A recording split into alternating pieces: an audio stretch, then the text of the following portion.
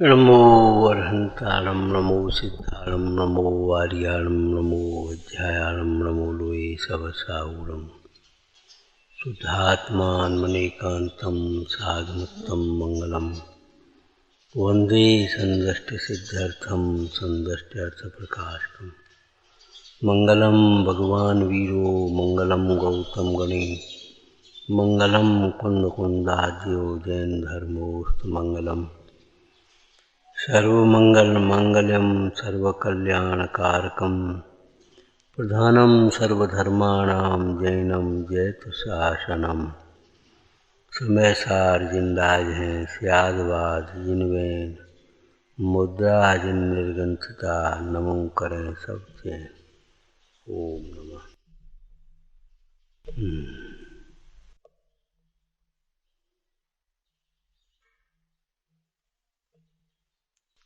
धर्म का मूल है सम्यक दर्शन। सम्यक दर्शन माने यथार्थ श्रद्धा, सही विश्वास। नमोकार मंत्र सब पापों का नाश करने वाला है, विश्वास है कि नहीं? और पापों का नाश होने से दुख का नाश होता है। तो ये बताओ, सिर में दर्द हो तो नमोकार मंत्र क्यों नहीं पढ़ती? पेट में दर्द होता है तब नमोकार मंत्र क्यों नहीं पढ़ते? ये बताओ। विश्वास नहीं है, फिर उससे क्या हो जाएगा? फिर तो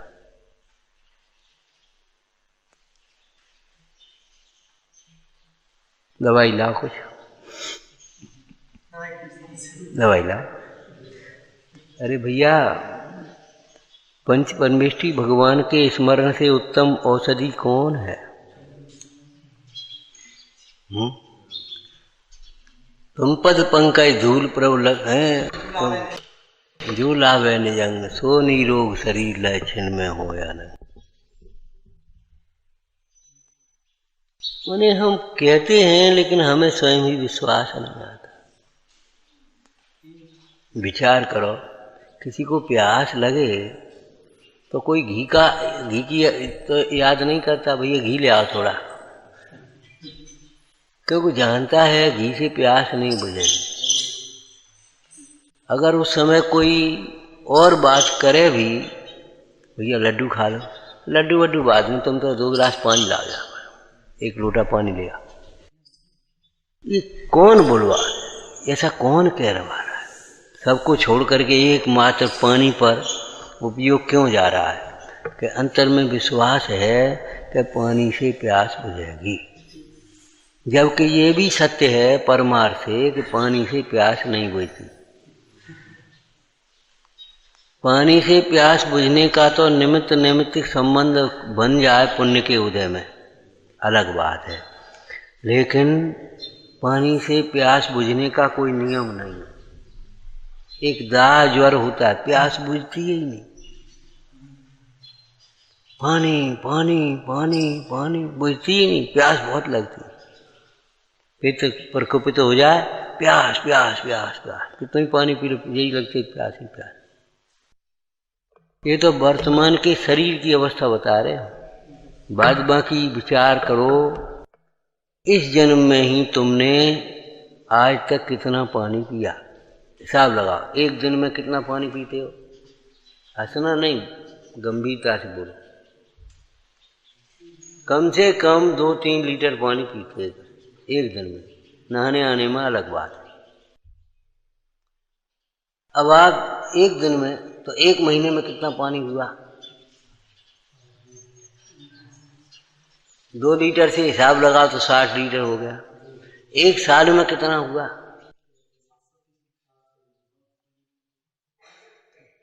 60 से 20 लीटर 1 साल में। और तुम्हारी उम्र कितनी हो गई? मान लो है, इतनी उम्र में कितने लीटर पानी पिया, और प्यासे के प्यासे आज भी।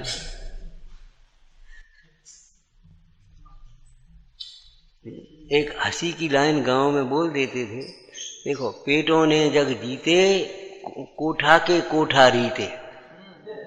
अनाज भर के रख लो, कोठा भर कर साल भर को, और वे रीत गए, और फिर भरे, फिर रीत गए। और पेट रीते के रीते।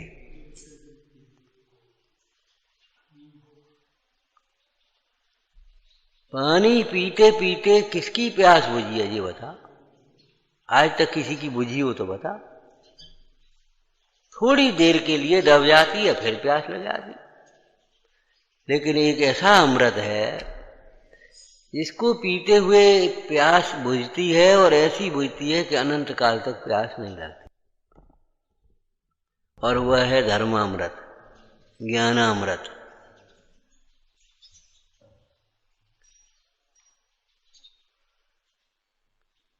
ज्ञानामृत और धर्मामृत ऐसा अमृत है, अमृत जल को भी कह देते हैं, ऐसा पानी है जिसके पीने पर प्यास बुझती ही बुझती है। और ये अमृत कभी त्याज्य नहीं है, दिन में भी पियो रात में भी पियो। वह पानी तो दिन ही में पियोगी, रात में वही रात में पानी। लेकिन ये धर्मामृत ऐसा है, दिन में भी पियो रात में भी पियो, निरंतर पियो।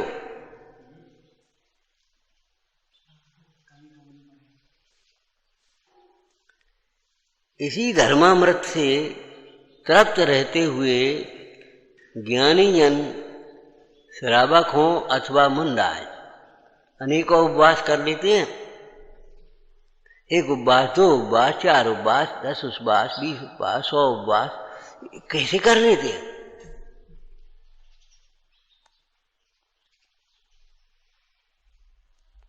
जब तुम्हें पानी से प्यास बुझने का कोई नियम नहीं है, फिर भी प्यास लगने पर पानी की ओर उपयोग जाता है, पानी की याद आती है, तो दुख होने पर इन पंच परमिष्टि भगवंतों की याद क्यों नहीं आती, ये विचार करके देखो।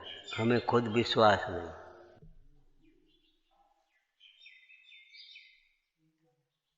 मालूम है, नारायण कृष्ण और बलभद्र बलराम जी 2 ही रह गए, द्वारिका दहन हो गया, द्वारिका जल गई, भस्म हो गई। बेचारे चले जंगल की ओर चले जा रहे थे, नारायण कृष्ण को प्यास लगी, भयंकर प्यास। भैया अब प्यास के मारे दम निकल रही है, पानी चाहिए। बोले घबराओ नहीं, घबराओ नहीं, एक पेड़ था, तुम इस छाया में बैठो, मैं तुम्हारे लिए जल लेकर के आता हूं, ढूंढता हूं कहीं। तब तक तुम पंच परमेष्टि के स्मरण रूपी जल का पान करो। और पुराण साक्षी है कि पानी लेकर के नहीं आ पाए और उनके प्राण पखेरु उड़ गए। बाहर का पानी पराधीन है, पराधीन, और ये धर्मामृत स्वाधीन है।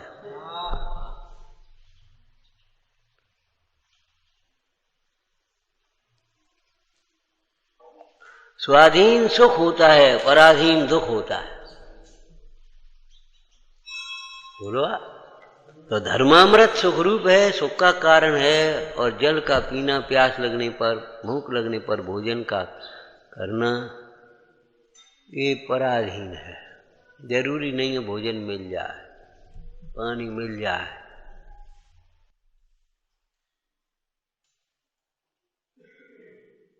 इसलिए पानी पी करके प्यास बुझाने का जो उपाय है वह झूठा है। धर्मामृत से प्यास बुझाने का उपाय सच्चा है।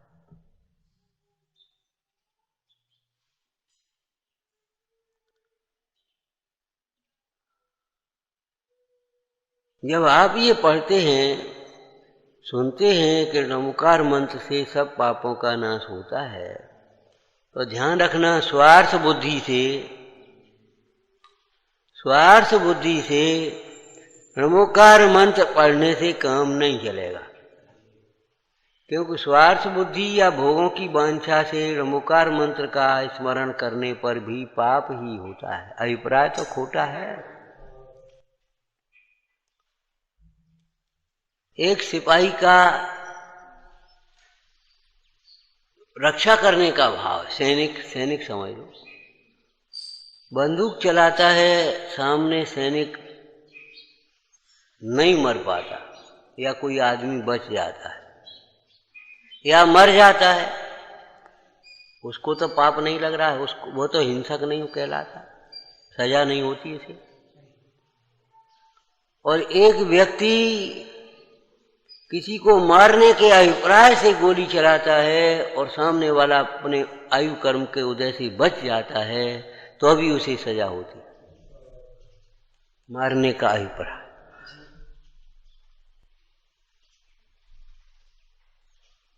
मारने का अभिप्राय, उसका मारने का अभिप्राय नहीं है, देश की रक्षा करने का अभिप्राय। इसको संकल्पी हिंसा है, उसको विरोधी हिंसा है।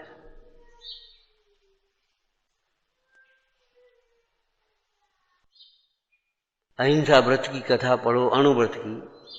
और अणुव्रत भी क्या है, एक हल्का सा नियम, उस मृगसेन धीमर का एक दिन पल पाया, रात को तो प्राणी छूट गए थे। क्या पहली मछली छोड़ देंगे, ये कोई अहिंसा अणुव्रत है? अहिंसा अणुव्रत तो उसे कहते हैं जो मन वचन काय से कृत कार्य अनुमोदना से जीवन भर के लिए त्रस्त जीवों की हिंसा का त्याग कर देता है।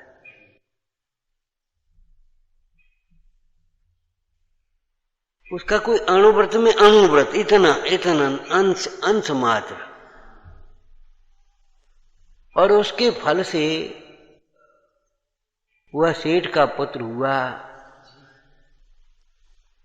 जिस सेठ के घर में उसकी माँ रह रही थी, उसके पिता चले गए थे, कुछ कथा याद नहीं होगी, बच्चों को सुना देना।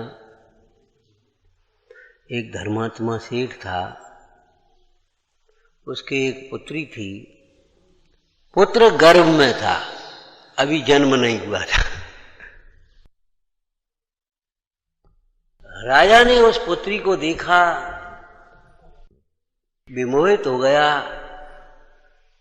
समाचार भेजा सेठ के पास, अपनी पुत्री का विवाह मेरे साथ कर दो। पुत्री पटरानी होगी, पुत्री के पुत्र को ही राज्य मिलेगा। परंतु सेठ जिन धर्मी और राजा विधर्मी, दूसरे धर्म को मानता। सेठ सोचता है क्या करूं, ऐसी जगह तो रहना या पुत्री को देना ठीक नहीं है जहां धर्म छूटता हो, क्योंकि धर्म छूटने से सर्व सुख छूटते हैं। धर्म छूटने से सर्व सुख छूटते हैं। पैसा छूटने से सुख नहीं छूटेगा, शरीर छूटने से भी सुख नहीं छूटेगा। यहां से शरीर छूटा, स्वर्ग में जाकर के पहुंच गए, एक तमाम इंद्रिय सुख की सामग्री मिल गई। लेकिन धर्म छूटने से सर्व सुख छूटते हैं।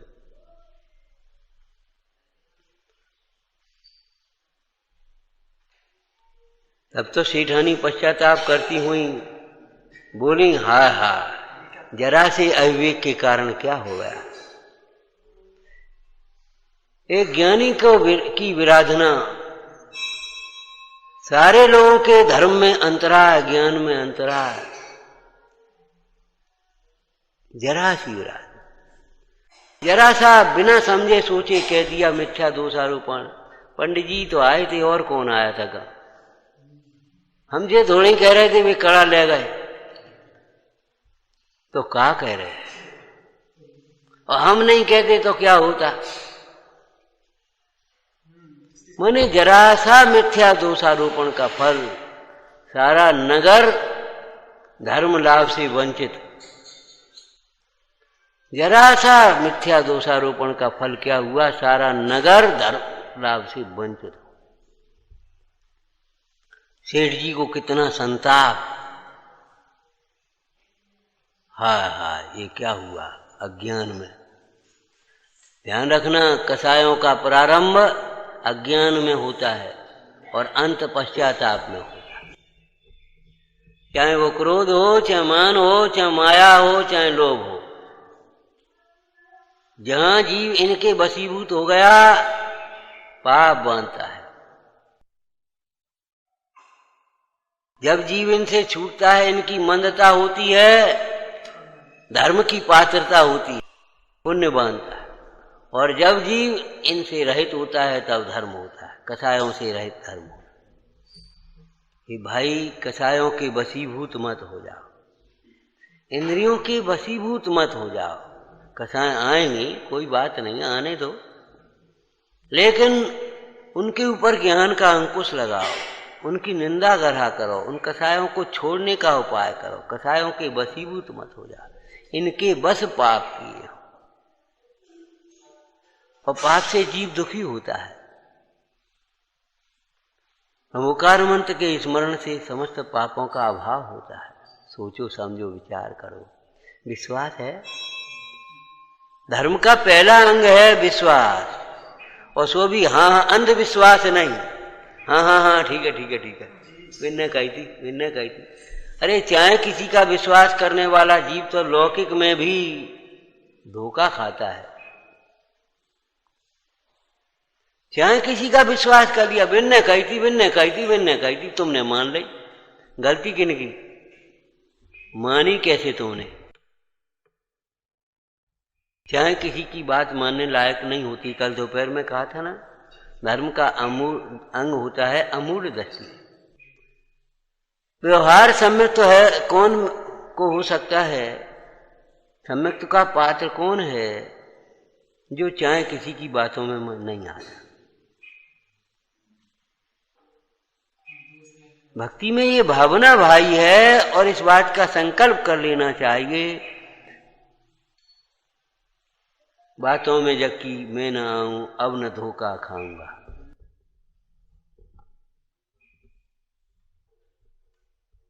बातों में जबकि मैं न आऊं, अब न धोखा खाऊंगा, ये संकल्प कर लेना चाहिए। अरे चिकित्सा के क्षेत्र में भी चाहे कुछ दवाई बताए सो करने लगो, ऐसा नहीं। योग्य वैद्य से इलाज कराना है। उन्होंने कहा था सो तुमने मान ली, और इन्होंने कहा सो नहीं मानी तुमने। तुम्हारी बुद्धि की बलिहारी है। अरे रे मंथरा की मान रही है, के कैसे कह रहे हम? मंथरा की मान रही है। अयोध्या सूनी किसने हो गई? किसकी मान रही है? हमें कहा तुम्हें कछ है ही नहीं, और तुम अपने आग लगाए का अलग हो रहे। धिक्कार है ऐसे परिणामों को, ऐसे व्यवहार को। ऐसे व्यवहार वाला जीव कोटि जन्म तप तपे, जीवन भर पूजा करे, स्वाध्याय करे, जब दे, दान दे, जहां कुछ भी करे, तीर्थ यात्रा करे, कल्याण का पात्र नहीं होता। शांतता नहीं मिलेगी।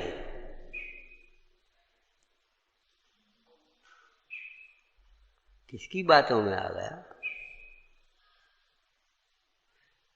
सेठ विचार करता है पुत्री का विवाह विधर्मी से करें। अरे पटरानी पद में भोग मिलेंगे, राजपद मिलेगा, मान प्रतिष्ठा मिलेगी, धर्म के बिना सुख कैसे मिलेगा? फिर भी सेठ ने परीक्षा के लिए पहले स्त्री से कहा, सुन रही हो, अपना भाग्य जग गया, राजा पुत्री मांग रहा है, पुत्री पटरानी बनेगी, सोने से लद जाएगी। पुरानी बात है, सोने से लद गए। अरे सोने से लद गए सो क्या होगा? पाप से लद गए, परिग्रह से लद गए, और क्या होगा?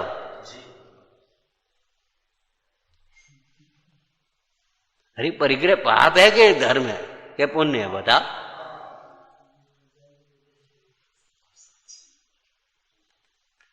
अब अभिमान के आगे कछु नहीं दिखे।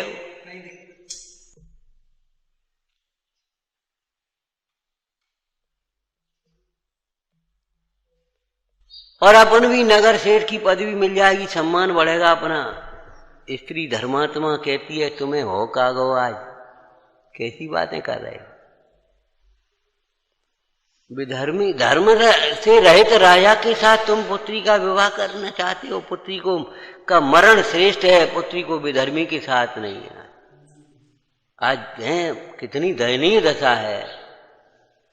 तत्वज्ञान के संस्कार के बिना, शील के संस्कार के बिना, मर्यादाओं के संस्कार के बिना जैनों की लड़कियां जाने कहां कहां चली गई, होश नहीं रहता। इसलिए विचारकों को कहना पड़ा विवाह भाग करके नहीं, जाग करके करो।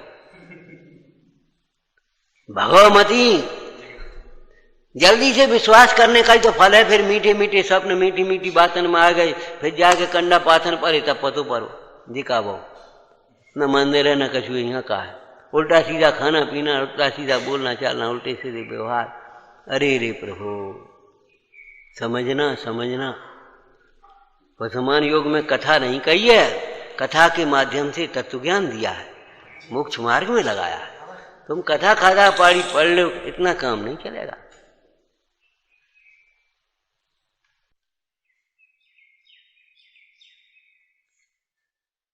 फिर सेठ ने कहा चलो पुत्री का भी मन लेना। पुत्री ने गोद में बिठाया, हाथ फेरने लगे, बेटा तेरो भाग्य जगो,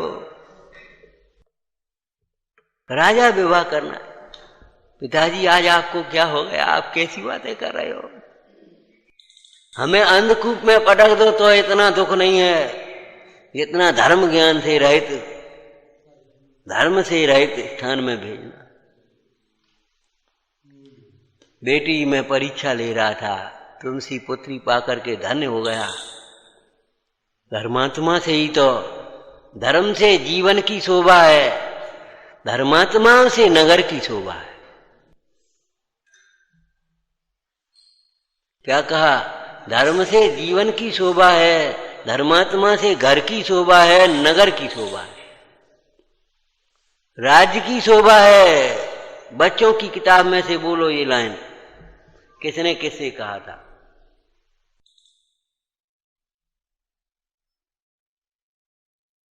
बच्चों की किताब में से। अरे धर्म की बात धर्म की किताब में लिखी होगी भाई, बाल पोथी में है। राजा आ रहे थे, राजा आ रहे थे, तो दौड़ करके भाग जाए, आज तो राजा आ रहे, आज अब मंदिर नहीं आ रहे। उसका साथी पूजा करने जा रहा, बोला क्या कर रहे, अपन तो पूजा कर भी जाएंगे। राजा, राजाओं के राजा, देवों के देव, नाथों के नाथ तो जिनदेव है, उनको छोड़ करके राजा की पूजा करेंगे। तो वो भी चला गया। दोनों बच्चे कार्यक्रम के में लेट पहुंचे। राजा ने कहा बेटा लेट क्यों हुए, कि हमारा मित्र मिल गया तो ये हमें जिन मंदिर ले गया, भगवान की पूजा करके आ रहे हैं, आपके लिए गंधोदक लाए हो। हमारा राज्य धन्य है, जिसमें तुम जैसे धार्मिक बालक, धर्म भावना के बालक रहते हैं। सोचो समझो, धर्म के लिए सब छोड़ने लायक है, धर्म किसी के लिए छोड़ने लायक है। विभीषण धर्मात्मा था, परिवार का मोह नहीं किया उसने। न्याय मार्गी राम के समीप आ गया अपने भाई को जानकर। उस समय रावण का विशेषण क्या लिखा है पद्म पुराण में, कोई विशेषण लिखा है? तीन लोक के क्या नाम, तीन खंड के कंटक स्वरूप रावण जैसे भाई को छोड़कर वह राम की शरण में आया। तीन लोक के कंटक स्वरूप, कांटे जैसा। पाप कांटा है, पाप कांटा है।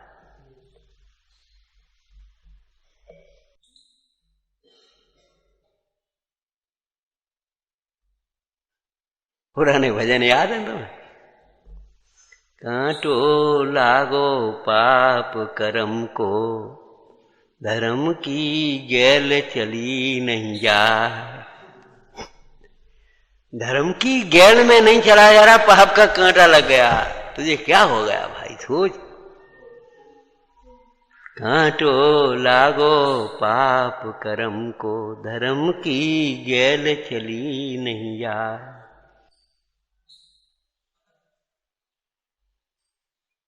गैल चली नहीं जाए तो पे भक्ति करी नहीं जाए।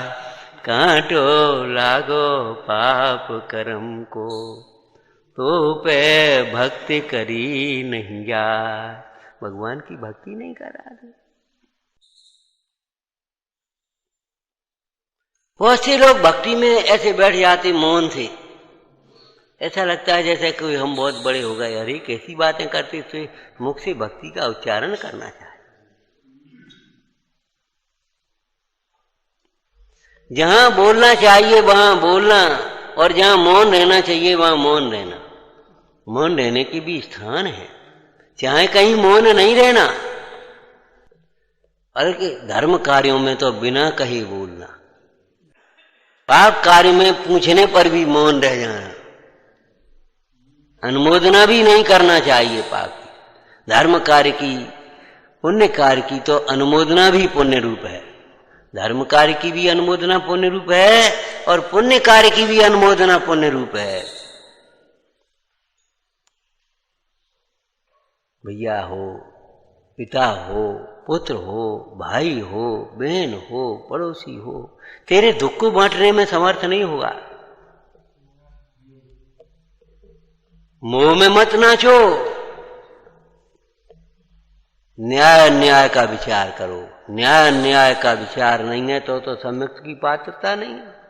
सम्यक्त की पात्रता में मिथ्यात्व माने ग्रहित मिथ्यात्व, अन्याय और अनीति का त्याग तो होना ही चाहिए। मिथ्यात्व का त्याग, अन्याय का त्याग और पद विरुद्ध दूसरों को दोष देने का त्याग। अनीति, अनीति का मतलब दूसरों को दोष देना। लिखा है कहीं क्या? जिन आज्ञा माने तो ऐसी अनीति संभव नहीं।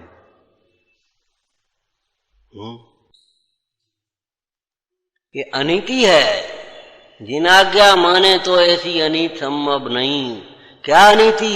क्या करें, हमारे कर्म को उदय है, हम तो ठीक है, अपना दोष स्वीकार नहीं करता। क्या करें, उन्होंने ऐसा कर दिया, उन्होंने ऐसे कर दिया, भी मानते नहीं, भी सुनता नहीं।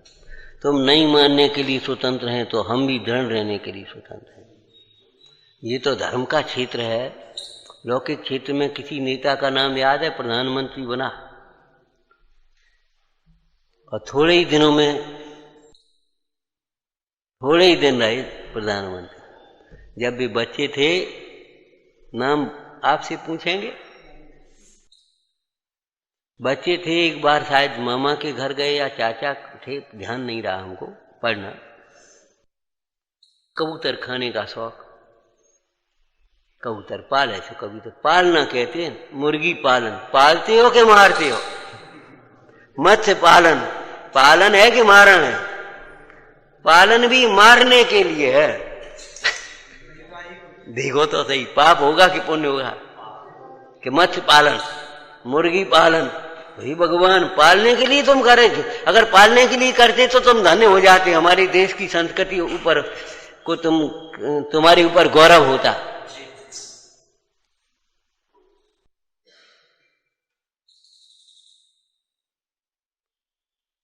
एक दिन वे वहां खड़े थे, कबूतर, आजा आज तेरा नंबर है। और वो कबूतर जाने कैसे समझ गया, सो घुस कर भीतर घुस जा, ऊपर छप्पर पर चढ़ करके, खपरेला छप्पर जो कुछ भी हो, चढ़ जा, भीतर घुस जा, भीतर घुस जा। सो उस लड़के को चढ़, पकड़ ला उसको। मैं नहीं पकड़ूंगा, तुम मार दोगे। अच्छा नहीं मारूंगा, पकड़ लिया। मारूंगा नहीं, पकड़ लिया। तो बेचारा चढ़ गया, पकड़ लाया, उसने उसको मार दिया। अनशन करके बैठ गए, दिन भर भूखे रहे। बेटा बेटा नहीं, झूठ क्यों बोला तुमने हमसे? कबूतर मारा क्यों तुमने? नहीं। एक दिन हो गया, 2 दिन हो गए, अंत में क्षमा मांगी चाचा, अब नहीं मारूंगा कभी कबूतर। तब रोटी खाई। अरे शरीर ही तो छोटा है। जब हम कहते हैं अपनी भोगों की जिद पूरी करने के लिए हम अनशन कर सकते हैं, तो धर्म मार्ग में मनवाने के लिए अनशन क्यों नहीं कर सकते? क्या करें? मजबूर। ध्यान रखना, धर्मात्मा, ज्ञानी, विवेकी मजबूर नहीं होता, मजबूत होता है। मजबूर भी नहीं है और मजदूर भी नहीं है, मजबूत है। उसको कोई डिगाने में समर्थ नहीं, चिगाने में समर्थ नहीं। हम तुम्हारे पाप कार्य में शामिल नहीं है। पाप की तो हम अनुमोदना नहीं कर सकते। पाप की माने हिंसा की, झूठ की, चोरी की, कुशील की और परिग्रह की हम तुम्हारी अनुमोदना नहीं कर सकते, बिल्कुल नहीं। अरे देश का पतन हुआ तो पाप से हुआ है, समाज का पतन होता तो पाप से हुआ है, व्यक्ति का पतन हुआ तो पाप से हुआ है। महाराज जी, स्वतंत्रता संग्राम आंदोलन चल रहा, उस समय की बात है। बोले महाराज आप भी कुछ कहो अछूतोद्धार के संबंध में, गांधी जी चला रहे अछूतोद्धार। बोले भैया हम क्या कहें, पाप से अवतार होता है, धर्म से उद्धार होता है। धर्म में लगो, पैसा बांटवे से, झाड़ू लगावे से उद्धार नहीं हो जाएगो। धर्म में लगो, धर्म को समझो, धर्म मार्ग को पहचानो, तुम्हारा उद्धार होगा। पाप से अवतार होता है, राग से अवतार होता है, वीतरागता से उद्धार होता है, धर्म से उद्धार। केवल एक दिन के लिए उस मृगसेन धीमर ने अहिंसा के इतने से नियम को पाला था। अनुव्रत हम उसे बहुत उपचार से कहेंगे प्रथमान योग की शैली में, बाद बाकी अनुव्रत नहीं है चरणान योग की शैली में। तो कर्णान योग में तो हम क्या कहें, महाव्रतों को भी अनुव्रत कहा है। पूर्ण वीतरागता कहाँ है वहां?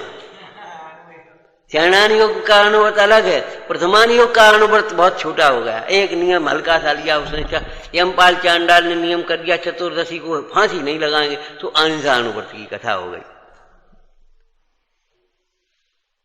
अनुयोगों की शैली पहचानना होगी, उतने में ही मत अटक जाना, उतना ही अनुव्रत नहीं है।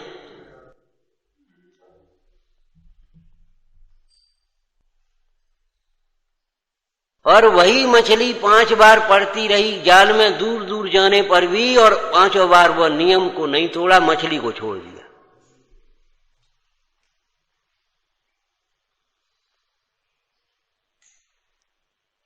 मछली छोड़ दी, नियम नहीं तोड़ा। लौट करके खाली हाथ आया, पत्नी ने आड़े हाथों फटका, डांट मार, जो कुछ भी करना था, निकल जा मेरे घर से। खाली हाथ चला आया इतनी देर में,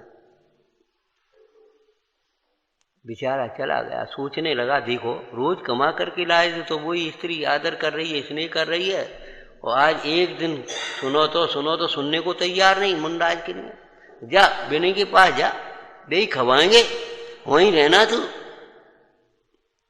अरे हाँ, खवाने की बात नहीं है, उन्हीं के पास जाऊंगा। प्रातः में मुंडाज के पास जाऊंगा और उन्हीं के चरणों में धर्म साधन करूंगा। ऐसी भावना सहित जाकर के मंदिर के चबूतरे पर बाहर था, बड़ा सो गया। रात को सांप निकला और जाकर के डस लिया, सो मर गया। लेकिन धर्म भावना से मरा था ना, धर्म साधन करूंगा। तो ऐसे कुल में जाकर के जन्म लिया, गर्भ में आया जहां धर्म संस्कार थे। जिस सेठ ने, जिस सेठानी ने धर्म के लिए नगर का त्याग किया था, पुत्री को लेकर के सारी संपत्ति छोड़ करके दूसरे नगर चले गए। यहां राजा जिद करेगा तो क्या करूंगा, दूसरे नगर में चला गया रातों रात। और स्त्री गर्भवती सो दूसरे अपने मित्र के यहां छोड़ गया। देखो, धर्म छोड़ा, नगर छोड़ा, धर्म नहीं छोड़ा। राजा को पता पड़ी, हाय हाय धिक्कार, मेरे कारण से वो धर्मात्मा नगर को छोड़ गया। उसी दिन से उसने भी जिन धर्म से प्रभावित होकर जिन धर्म का पालन करना शुरू कर दिया।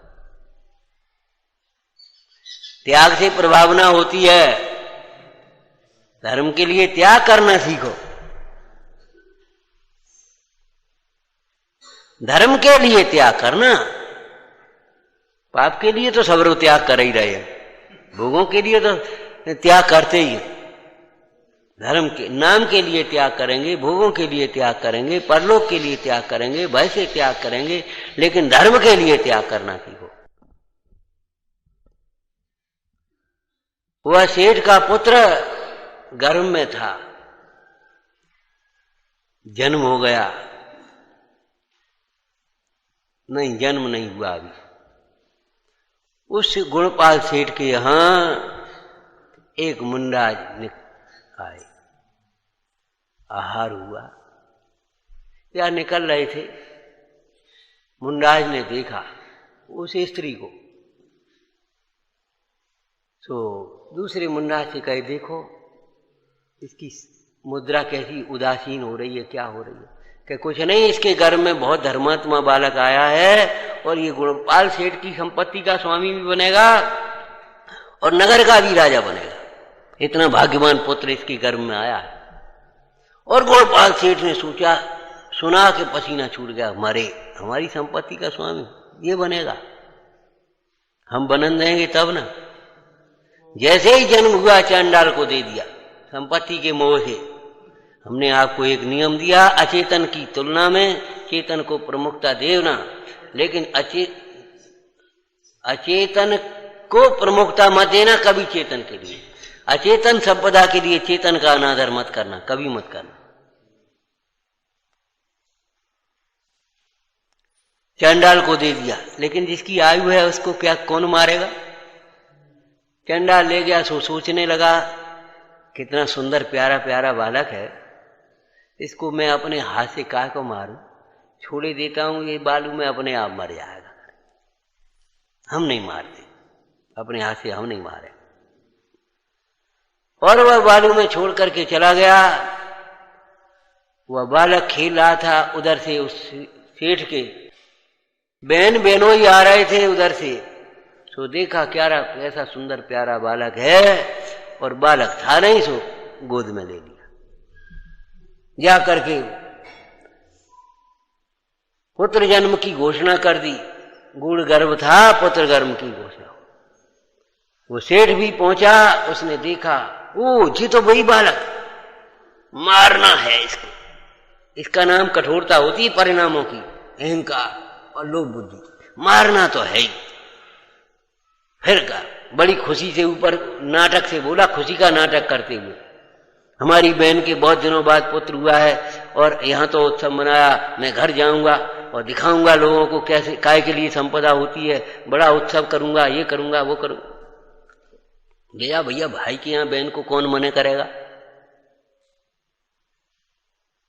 ले गया और वहां ऊपर तो उत्सव किया, और भीतर जैसे ही मौका देखा, चंडाल बुलाया और दे दिया, मार डालना, ध्यान रखना। और उसको भी दया आ गई। 5 बार मछली छोड़ी थी, 5 बार अभयदान दिया था ना, तो 5 बार रक्षा हुई उसके जीवन की।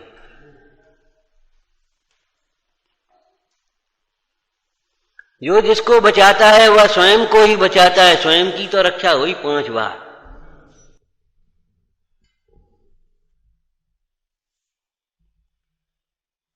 वो तो बालक फिर खेलने लगा, और अब की और तमाशा हो गया। गाय चर रही थी, जो एक गाय आकर के खड़ी हो गई और दूध झाड़ने लगी, जैसे महावीर जी में गैया दूध झाड़ने लगी। सो बालक पी रहा। बच्चों ने तमाशा देखा, जिकाओ, क्या करके मुखिया को बुलाओ, देखिए देखिए जिका हो रहा कैसे। उसने सोचा इतना भाग्यवान बालक, चलो इसको ले चलो, अपना पुत्र जा समान पालन किया। 12-13 वर्ष 14 वर्ष का हो गया बालक, पलता रहा हुआ। जिसकी आयु है उसको पालने वाला भी है। और ये तो तुम बच्चों की किताब में से बता सकते हो, मारने वाले से बचाने वाला बड़ा होता है, बहुत बड़ा। आक्रमण करने वाले से रक्षा करने वाला भी बहुत बड़ा है। अरे प्रभु, सेठ एक दिन पहुंचा वहां गांव में, घी फी का व्यापार था, सो पहुंचा।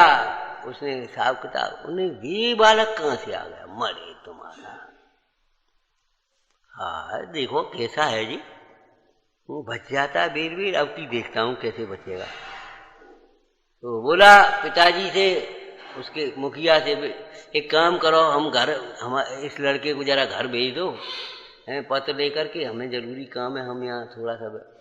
बोले हाँ भेज दे उसको। आवाज सेठ की क्या बात है, सेठ पर विश्वास कौन न करे। विश्वास करने लायक सेठ नहीं है, विश्वास करने लायक धर्मात्मा है। धर्म विश्वास करने लायक है, धर्मात्मा विश्वास करने लायक है। सेठ और निर्धन की बात नहीं। निर्धन भी ईमानदार होते हैं, धर्मात्मा होते हैं, और धनी भी ऐसा नहीं है, पापी होते हैं। बड़े बड़े लोग कितना बड़ा बड़ा भ्रष्टाचार कर रहे हैं आज देश में, देख लो। छोटा आदमी इतने कहां कर पाता, करोड़ों का अरबों का भ्रष्टाचार। यहां बड़े छोटे का भेद मत करना। धर्मात्मा और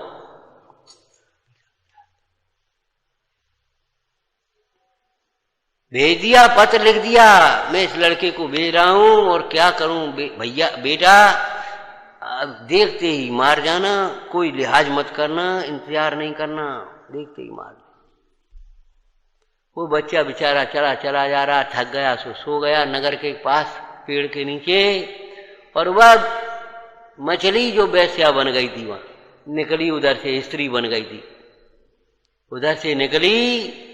उन्हें देखा, एकदम स्नेह उमड़ पड़ा। जो जिसका रक्षा करता, उपकार करता, तो स्नेह उमड़ता है अपने आप। ये तो हमारा पिता जैसा, जैसे पुत्री को पिता के ऊपर स्नेह होता है, आदर होता है, ऐसा स्नेह उमड़ पड़ा।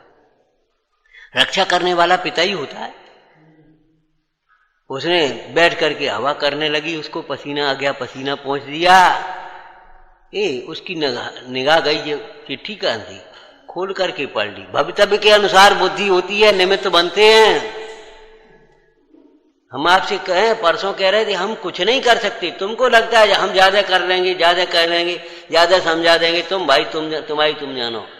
न समझते को न हम समझा सकते हैं, न मानने वाले को न मनवा सकते हैं। हम कुछ भी नहीं कर सकते जो भवितव्य नहीं है, होने योग्य होता है, और हमारी इच्छा के अनुकूल नहीं होता, तो हम खेद करने की भी कोई बात नहीं।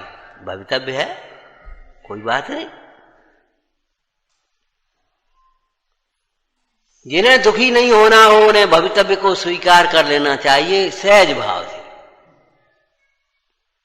अपनी कल्पनाएं मत लगाओ, अपनी अटकलें मत लगाओ, अपेक्षाएं मत रखो कि हम पूजा करते, हम स्वाध्याय करते तो हमारी इच्छा से ही सारा काम होना चाहिए। नहीं,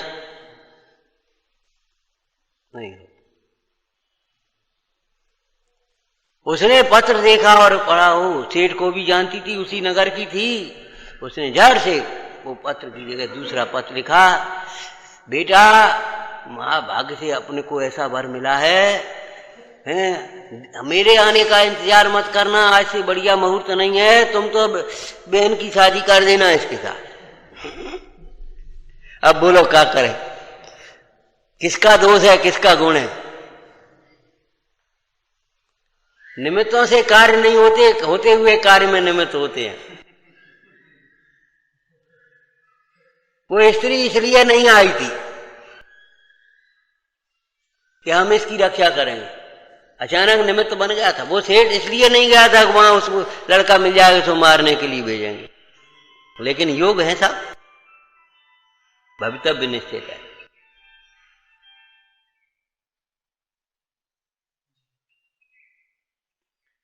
वहां तो विवाह हो गया इस लड़की का। सेठ 2 दिन बाद पहुंचा, विवाह हो चुका था। जिका भाव तुमने जिका करो, कि देखो जी चिट्ठी तुम आई, मर गए जी, कौन ने बदल दी जी, का होगा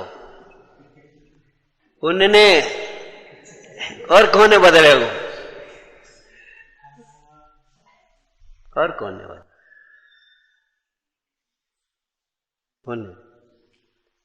कुछ भी हो, लड़की विधवा क्यों ना हो जाए, मानने गए हमें। भारे परिणाम की कठोरता देखो तो सही। ऐसे परिणामों का क्या फल है, वो इस कथा में से सीखना। तो ऊपर से खुशी दिखाते हुए बोला, बेटा अपने कुल में एक रीति है, जिसका विवाह होता है वह कामदेव के मंदिर है बाहर में, वहां जाकर के अपनी पूजा चढ़ा के आओ। ठीक है पिताजी, चले जाएंगे कि शाम को अंधेरे वहां जाना, रात को। ठीक है, उधर से वो मिल गया। पुत्र का संपत्ति का स्वामी बनना तो पुत्र के रहते कैसे बनेगा? तो महाबल मिल गया साला उसका। कहाँ जा रहे? कि कछु नहीं, पिताजी ने कही सामग्री देने, पूजा कराने। बोले पूजा कराए पिताजी को, जन कासू जी तुम घरे जाओ, हम चले जा रहे, जाओ हम धरे हाथ। वो चला गया, वो लौट के आ गया और वहां जाते ही मारा गया। सेठ ने कहा क्यों गए नहीं? अरे जा तो रहे थे, भैया मिल गए तो भैया चले गए।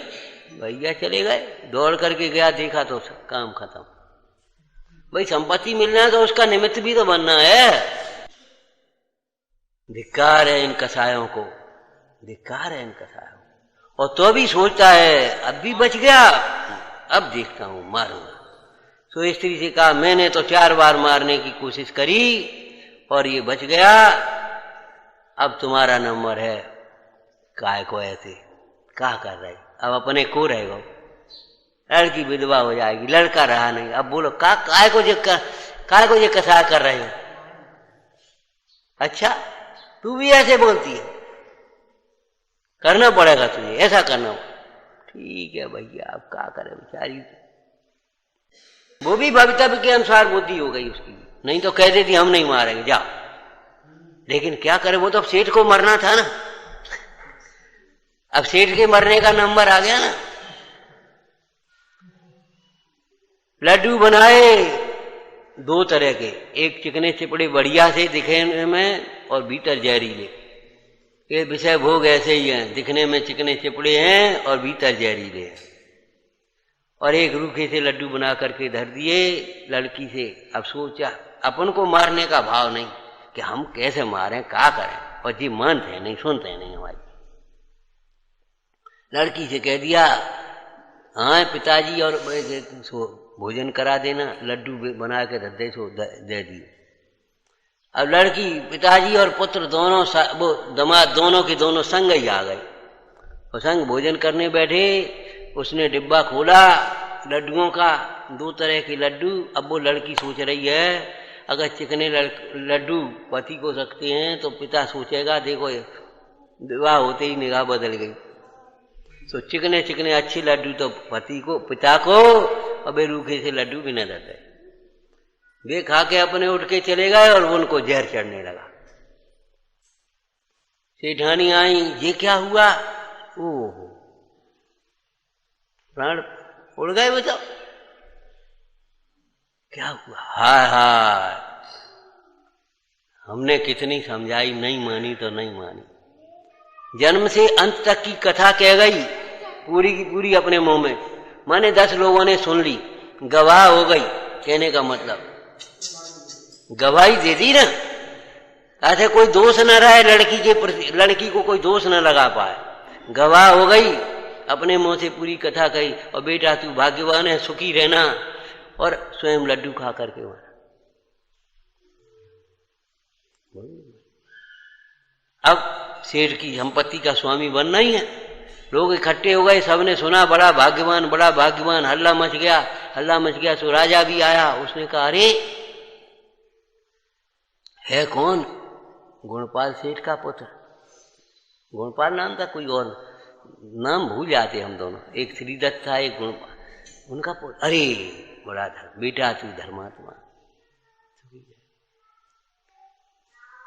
सेठ को बुलवाने के लिए भेजे, इधर उधर खोज लगाई, सेठ को बुलाया। बोले तब तुमसे हम अपनी पुत्री मांग रहे थे, अब अपनी पुत्री का विवाह तुम्हारे पुत्र के साथ कर रहे हैं, अनुमति चाहिए।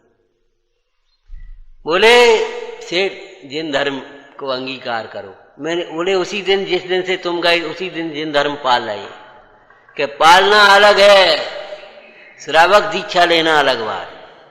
बोले श्रावक दीक्षा नियम दिलवा दो। वहीं गृहस्थाचार सुबह से अपने नियम दिलवाए। अणुव्रतों का क्या नाम, 5 अणुव्रत, मूल गुण, देव दर्शन आदि का नियम दिया था। अरे रे प्रभु, इन कसायों को धिक्कार है। धर्मामृत ऐसा है, रात में भी पियो, दिन में भी पियो, घर में भी पियो, जंगल में भी पियो, स्वाधीन है।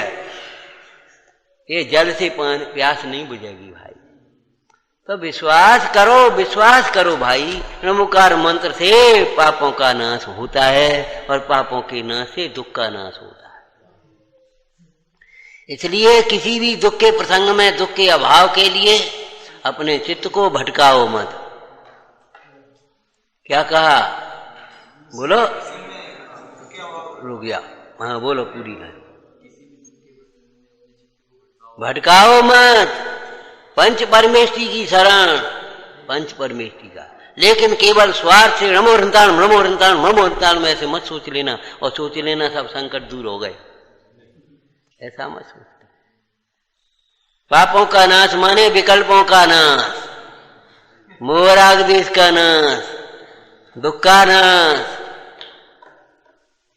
विकल्प ही तो पाप है हमारे, खोटे विकल्प पाप हैं, उनका नाश करने।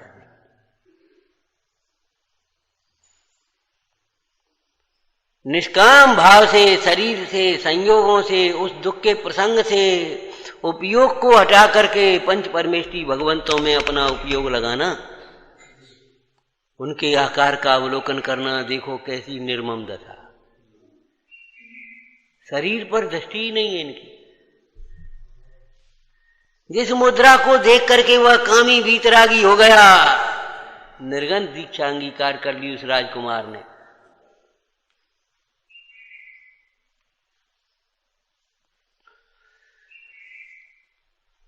उस मुद्रा को याद करना, अवलोकन करना। ध्यान रखना, ज्ञान के लिए ज्ञेय नहीं है चाहिए। इंद्रिय ज्ञान, इंद्रियों से, आंख से अपने उपयोग को समेटो। आंख बंद करके देखो, भगवान यहीं दिखेंगे तुम्हें सामने। और आंख खोल करके भी तुम इधर उधर देखोगे तो भगवान मंदिर में नहीं दिखेंगे। आकार का अवलोकन करना, स्वरूप का विचार करना, वचन सुनना, निकटवर्ती होना, प्रमोद भाव लाना, यह है पंच नमस्कार मंत्र का स्मरण। पंच नमस्कार मंत्र का स्मरण माने केवल अक्षरों का स्मरण नहीं, बताओ, पंच परमेष्टि भगवंतों का स्मरण। पंच परमेष्टि भगवंतों के स्मरण का मतलब पंच परमेष्टि द्वारा बताए गए तत्वों का स्मरण, उनके द्वारा दर्शाए गए उपादेय भूत शुद्धात्मा का स्मरण, वही पंच परमेष्टि का स्मरण है।